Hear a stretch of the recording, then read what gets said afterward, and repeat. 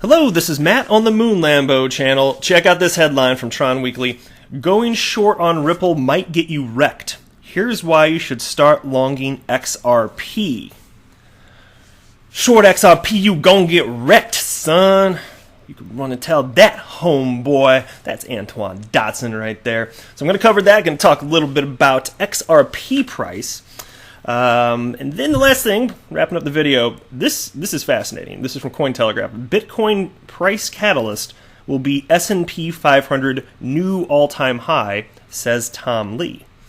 Now, before we get going here, ladies and gentlemen, boys and girls, go ahead and delicately tap that like button. And if you're a fan of Ripple and XRP, I think you're pretty cool. Go ahead and subscribe to the Moon Lambo channel so that we can be friends, maybe even best friends.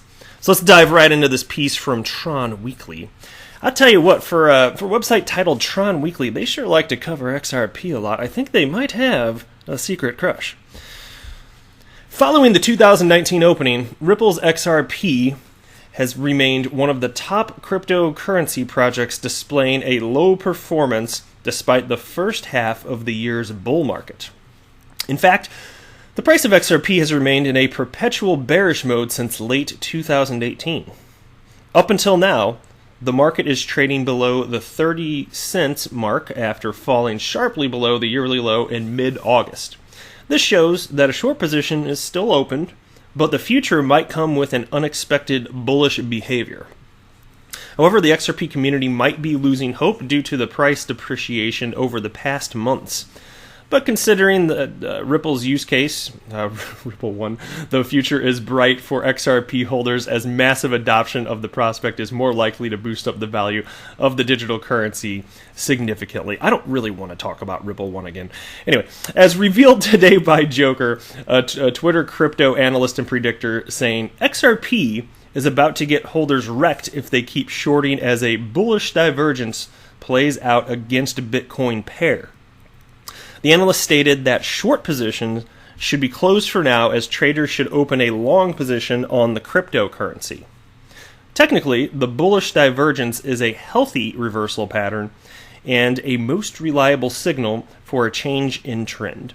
The signal is common with the RSI, Relative Strength Index, and the MACD, Moving Average Convergence and Divergence indicators. Following the reactions to this tweet, it appeared that holders are still very optimistic on Ripple's XRP despite the current value of the cryptocurrency to avoid FOMO, fear of missing out. Although some analysts still believe that the price will drop a bit before fueling a bull run. Real quick here, quit calling it Ripple's XRP. Unless you're specifically referencing that XRP, which Ripple does indeed hold, don't call it Ripple's XRP. Ripple does not own the ledger. Right? They have no special permissions just because of the quantity of XRP that they hold. And you're sounding silly here, Tron Weekly. Don't do that. Anyway, piece continues. In our own opinion, Ripple, XRP, just call it XRP, you idiots, is more likely to catch enthusiasts unaware when it goes bullish, although a bullish divergence signal is playing out against the Bitcoin market on the daily chart. And look, I have actually kind of made that point, and I think that makes a ton of sense. When XRP goes parabolic, it seemingly catches just about everybody off guard, except for like there are so many in terms of like predictions and chart analysts out there. You can find anybody making a prediction of anything, and then the one time it hits, it's like they just won the lottery. So somebody probably called any of these rallies, probably, but for the most part, when they happen and the degree to which they happen, it seems to really just surprise everybody.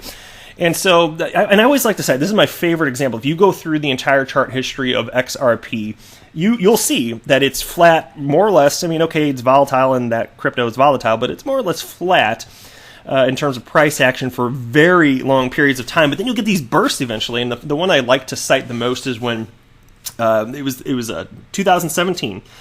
And so it began the year at around half a penny, right? And then it ramped up to something like 42 cents by, I don't know, April or May, somewhere thereabout. And then it crashed back down. I don't know if it got as low as like 15 cents again at some point and went way, way, way back down. And for most of the rest of the year, it hovered around 20 cents. And pretty much nobody saw that rally coming that started in December, where it went from whatever it was, 25 cents And then weeks later, into January, it hit an all-time high of almost $4. Like that's astonishing. And so that's why I always like to point out, yes, XRP does move in tandem with Bitcoin, but there are periods where unless you really, if you're zoomed into a chart enough, you can't see it. So it doesn't literally move in tandem with the price action of Bitcoin down to the second or necessarily the hour or the day or the week, whatever it is, but it ultimately always does. So I don't know. That's what I kind of think about it. Anyway, and then it states here. Wait, did I read that part? In our own opinion, Ripple XRP is more likely to catch enthusiasts unaware. Oh yeah, that's the part I just read. Considering the current Ripple statistics on the market cap, the value of XRP may appreciate if the trading volume can remain above $1 billion. But if the market continues to fall below August low, traders may continue to go short because of FUD, fear, uncertainty, and doubt. Look, in my opinion, it's just going to take a really long time for people at large to figure this whole asset class out. That's what it comes down to for me. Let me share with you this piece. This is from AMB Crypto, and it's titled, XRP may witness a breach of ascending triangle pushing its price upward. All right? I'm only going to cover a couple little bits of this. It states, after being hauled through the bearish market for the most part of the year, XRP's price has finally seen some growth. The third largest coin fell by almost 17% in the month of August, but has shown signs of recovery as a strong bullish momentum makes way to the market in short term. Current growth of the market noted a 1.62% growth in the past hour that pushed the coin's price to 25.43 cents. And let me skip over this part. I don't want to get into too much of the technical stuff. I'm more interested in just sharing overarching opinions from various chart analysts. And here's the conclusion of the piece. With the price of XRP consolidating within the ascending triangle, a bullish breakout may be imminent, whereas the symmetrical triangle might show a bullish leaning as MACD switches the current trend. Now, let me hop into this. I've got a couple opinions from a couple of my fellow XRP YouTubers out here. Check this out. Here's a tweet from Alex Cobb. And he writes, interesting discussion in today's stream. It looks like in the next couple of days that XRP will have to either make a significant move to the upside or the downside. And there's a couple of tweets from Kevin Cage here. He wrote in response to Alex's tweet there, he wrote, I personally predict XRP will either go up, down, or trend sideways. I like that. I like making that joke too, actually. He writes, JK, I also expect a move this month. The question is up or down. And here's a separate tweet from him, and he's got the chart here. And this is kind of what people have been talking about. If you have a bunch of people that you follow on Twitter that are into XRP, scroll through your feed. You're going to see people talking about this a lot today. And it's interesting. So I'm looking forward to following this. It is kind of neat to watch, right? And so here, Kevin Cage here writes, up or down, I expect a big move in September. So we'll see. What is it, the 13th? So yeah, we still got a few more weeks there, right? A couple more weeks, whatever. But I don't know. I just don't make price predictions. But and look, I don't know when this is going to happen, but I could not be more confident that the human race will figure out that, yes, cryptocurrencies are fundamentally useful and hence should have a market price forever based on actual utility, actual value. And I think that when humans figure this out, one day, especially as more and more people enter the asset class and more institutional buyers come in, man, can you imagine? To me, based on everything available today, it's not financial advice, but I have trouble envisioning a world where humans don't figure this out eventually. I don't care how long it takes. I mean, okay, sooner rather than later would be preferable. But I can't imagine a world where you have XRP that is not valued in the trillions. How could XRP not end up there? There'd have to be really something seriously out of left field that nobody could have foreseen for this to not happen. I don't even know what that would be. All right, let me jump into the next piece here. This is a tweet from Ron the Crypto Keeper. Tagged me in this particular photo along with a couple others here. And he wrote this.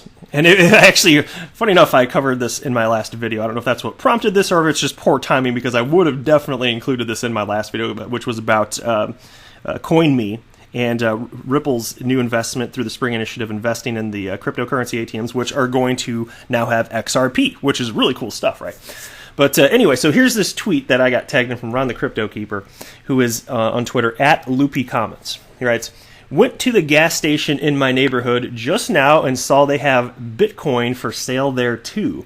Check out the price it's going for on the teller machine, though. And indeed, take a look here. That's ridiculous. I didn't check prices today, but I'm sure Bitcoin, what is it, 10,000, 10,500? I bet it's around there. I'm not going to go pull it up on the screen. It doesn't really freaking matter. I can tell you for sure it's not $12,081.09 United States dollars. But that's what it's selling for right here at this Bitcoin teller machine. So they get their margins, right? They're getting something. I mean, in terms of percent, I mean, what are they getting? Again, since I didn't check the price today, I don't know, but what would that be, like maybe around 10% or something markup? Man, that's pretty wild. That's a good little business. If you can get people to actually buy this stuff on these stupid machines, I mean, hey, more power to you, man. Anything that's going to flesh out the ecosystem, and if there's a market for it and people like to use these things, to me, that's awesome. I'm seriously all for it. I still don't understand their business model, and somebody needs to explain it to me, though, because I don't know who's going up to these things on the streets and be like, oh, yes, I've been waiting to buy my Bitcoin. Glad I found you on the street. Blah, blah, blah, blah, blah. Who's doing that? Somebody. There's something that I just don't understand, I'm sure. And it's not me being critical. I literally mean, like, I don't understand. That's it. All right, let me hop into the next piece here. Bitcoin price catalyst will be S&P 500 new all-time high, says Tom Lee. Wall Street strategist and co-founder of Fundstrat Global Advisors Thomas Lee has argued that a strong macro outlook will provide the tailwinds for the next Bitcoin bull run. In an interview for CNBC's Fast Money on September 13th, Lee broke with the narrative that investors buy into Bitcoin to hedge macro risks, viewing the asset as a safe haven asset or type of digital gold. Instead, he argued that investors buy into the cryptocurrency when they feel optimistic about the wider economy, geopolitics, and industry, and traditional markets are booming. And here's a quote: Bitcoin has stalled recently because the macro outlook has stalled. In a world without trend, Bitcoin doesn't go up. So I think the next big catalyst is a decisive breakout in the equity markets because once equities reach an all-time high, Bitcoin becomes a risk-on asset. Interesting concept here. I don't really see a lot of people in mainstream media, especially not in the crypto community, saying anything along those lines. But anyway, the piece continues. The strategist said that Fundstrat has recently provided its clients with an analysis indicating that over the past 10 years, the 3 or 4 best performing years of the S&P 500 index have all coincided with the best years for Bitcoin. The cryptocurrency, he noted, appears to thrive when the S&P is up by more than 50%. And I want to point this out because this is crypto media and nobody checks their damn work. Look at this. It says appears to thrive. I said it the right way, but what they actually wrote here, appears to thrive when S&P is up more than 15%. Where's the letter T, damn it? We are missing a letter T. Put that thing on a milk carton. We got to find it. I'm telling you, this is, oh my God.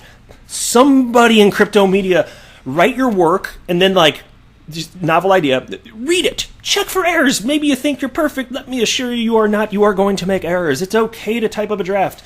Oh my God. Oh my God, missing that letter T. It's stressing me out, man. It's really grinding my gears. All right, I better move on.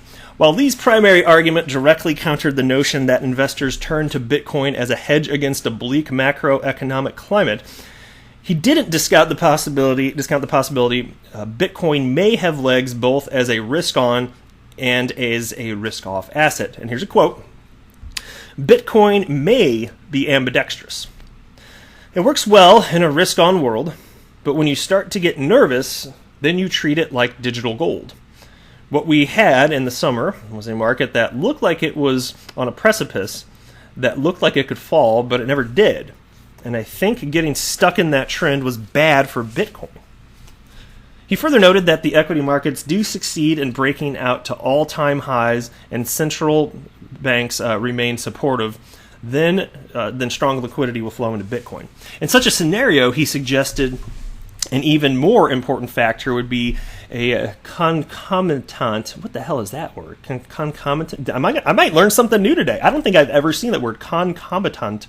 Interesting in acquiring volatility, which would serve as a strong pull factor for the cryptocurrency. You know what's more likely, though, since it's crypto media? That's probably just one freaking typo that's ridiculous, and it's complete gibberish. But I'm just in case, I'm gonna go to dictionary.com after this and go ahead and check. Anyway, And then they got a subheading here, counter correlations. As noted, Lee's forecast breaks with an opinion prevalent among many market analysts that a growing number of investors are betting on Bitcoin as a hedge against macroeconomic and geopolitical upheaval. To offset, for example, the risks associated with the protracted United States-China trade war. In August, fresh data from Bloomberg revealed that the correlation between Bitcoin and gold had almost doubled in recent months, something that would appear to further consolidate the safe haven asset perspective. Parallel to this growing recognition of Bitcoin's unique properties as a non-sovereign and secure store of value during uncertain times, analysts have also forecast positive reverberations for the Bitcoin markets in the context of central banks' continuing policies of monetary easing. So there you go. So what do you think? Is Bitcoin indeed a safe haven? Is it not? Is it a hedge against hard times? Is it not? I don't know. Let's just wait and find out. That's it for this video. Thank you so much for watching. I am not a financial advisor. Do not buy or sell anything because of anything that I say or write. That would be a very, very, very bad idea. Until next time, to the moon, Lambo!